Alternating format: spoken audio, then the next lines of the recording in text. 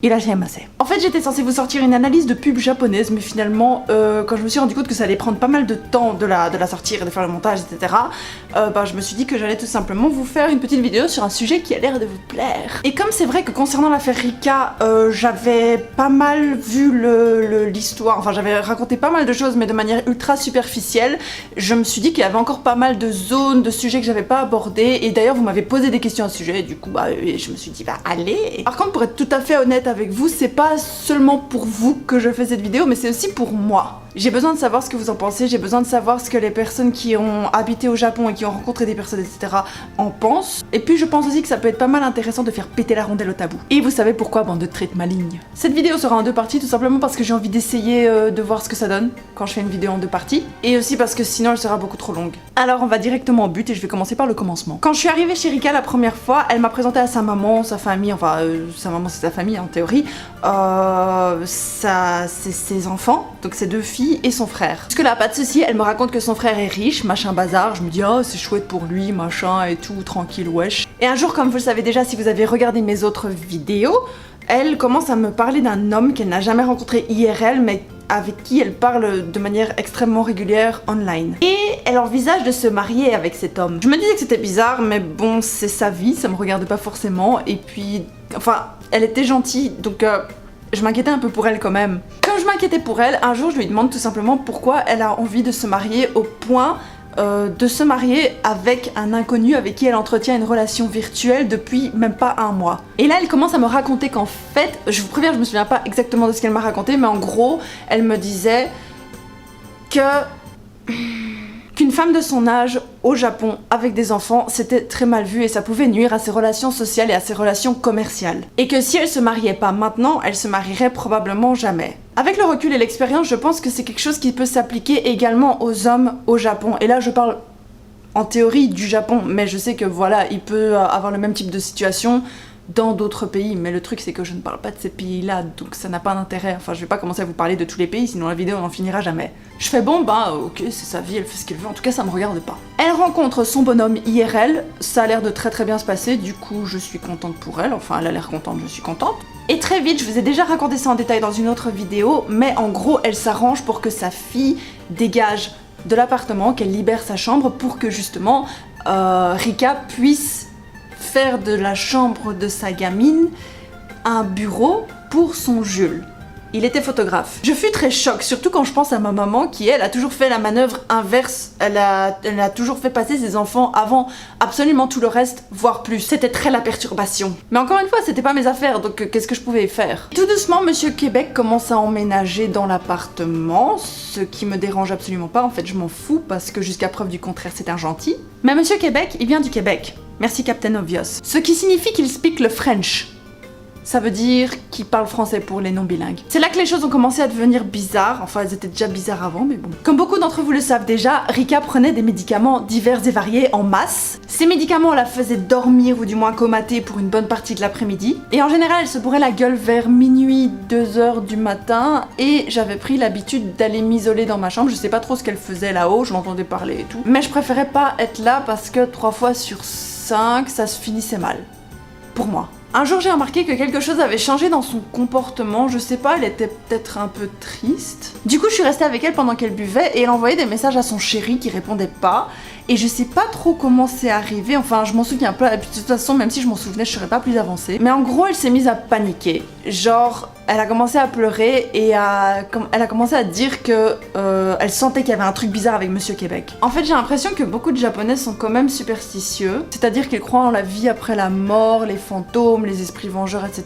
Personnellement j'y crois pas mais bon chacun son truc. Et elle me dit qu'en fait elle a peur que je sais plus trop quoi, que ses pouvoirs repoussent Monsieur Québec et qu'elle a des secrets et d'autres trucs comme ça, qu'elle a des secrets et qu'elle a peur que ces secrets fassent fuir Monsieur Québec. Et du coup elle se met à pleurer et tout.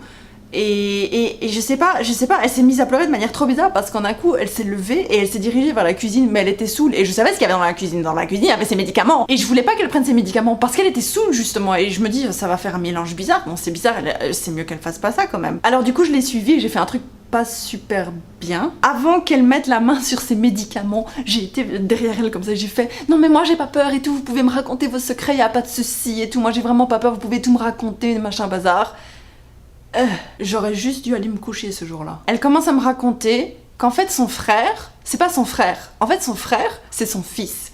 Et que son fils, en fait, c'est le fils officiel de sa mère, à elle. Donc la mère de Rika est la mère officielle de son fils. Et c'est dur pour Rika, parce que, désolée pour le bruit de porte, parce que, qu'est-ce que je voulais dire? Parce que la maman de Rika, donc en fait la grand-mère du fils de Rika, ne voulait pas que Rika devienne officiellement la maman de son fils. T'as compris ou pas? En fait, elle aurait eu son fils vers ses 15 ans, ses 14-15 ans, parce qu'elle en Angleterre, parce qu'elle était partie en Angleterre, et le papa ayant fui ses responsabilités, elle se serait mariée avec un Anglais pour pouvoir obtenir son visa et rester sur place, et l'Anglais aurait psychologiquement adopté son fils. Bref, c'était un truc compliqué. Je vais pas vous mentir, j'étais vraiment pas à l'aise, pas parce que je me disais « Oh putain, quelle vie de merde, nanana », mais surtout parce que je me disais que j'avais pas à savoir tout ça. En plus, Rika et Monsieur Québec étaient censés se marier genre très vite, genre dans le futur immédiat, presque immédiat, genre presque dans une semaine plus tard. Et lui, il était pas au courant de tout ça, donc ça faisait bizarre quand même. Il devait se marier très vite parce que justement, Monsieur Québec ne possédait pas le visa pour le Japon. Du coup, en se mariant avec Rika pourrait obtenir un visa pour Monsieur Québec, un visa spouse. Je sais pas trop comment ça marche parce qu'en fait, moi, je n'ai jamais obtenu de visa spouse, donc de visa en me mariant.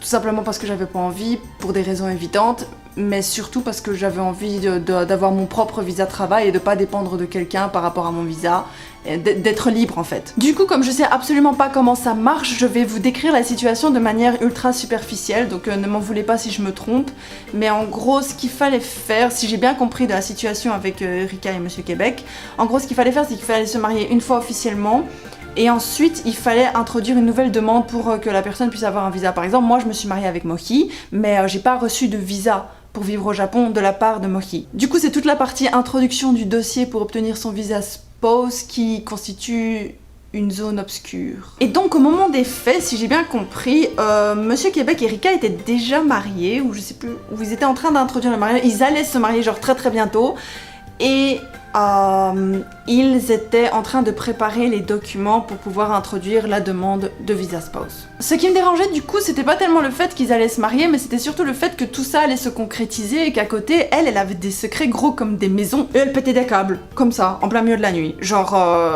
enfin je sais pas, je trouve que c'est un détail non négligeable. Et en fait, je me disais, mais comment il va réagir la première fois qu'elle va péter des câbles ou la première fois qu'elle va lui dire qu'elle a des pouvoirs ou je sais pas trop quoi. Enfin, je sais pas. Et en fait, je trouvais ça juste triste et dangereux pour elle et pour lui parce que finalement elle avait quand même, c'est quand même un secret, voilà, c'est un gros secret quoi. Et la conversation évolue de manière de plus en plus bizarre et moi j'étais pas à l'aise du tout et j'essayais juste d'aller dans son sens pour pas la contrarier. Rika commence à me raconter qu'en fait elle voit des âmes et qu'elle entend des voix et que ces voix lui disent des choses sur les personnes qu'elle fréquente et qu'en gros moi c'était ok mais que Monsieur Québec c'était bof moyen. Puis elle me confie qu'elle a quand même un certain âge et que son mari a quand même 20 ans de moins et que peut-être qu'il a envie d'avoir des enfants, mais qu'elle, elle est pas sûre de pouvoir porter les enfants. Et moi je lui dis « Oh mais c'est pas grave, dans le pire des cas, vous prenez une mère porteuse !» Si j'avais eu des capacités comme Rika à ce moment-là et que j'avais des petites voix dans ma tête pour me dire ce qu'il fallait faire et ce qu'il fallait pas faire, eh bien ces petites voix, elles m'auraient dit « Mais putain, mais ferme ta gueule !» Mais on n'est pas tous nés égaux devant les sciences occultes, et ça c'est bien dommage. Et au fur et à mesure que la conversation avançait, je me rendais de plus en plus compte que putain, j'étais dans la merde. Et elle était pas conne à la Rika, parce qu'en vrai, elle avait des informations que moi j'avais pas. Si vous avez regardé mes autres vidéos, vous savez très bien qu'elle me promettait un visa qui n'existait pas. Du coup, elle enchaîne en mode « Oh, c'est bien, en plus si tu deviens notre mère porteuse, tu pourras donner naissance à un enfant sur le sol japonais, et tu pourras demander le visa, mais oui, bien sûr, c'est cohérent !» Moi j'étais là « Ah, cool, oui, c'est bien !» Et voilà, c'est la fin de la première partie. La deuxième partie arrive tout de suite, ou elle est peut-être déjà là si vous regardez la vidéo plus tard que maintenant. Est-ce que ça a du sens? Je ne sais pas. Et le lien de la deuxième partie se trouvera ici au-dessus a priori, tout simplement. Sur ce, merci d'avoir regardé jusque maintenant, j'espère que ça vous a plu et moi je vous fais des gros bisous.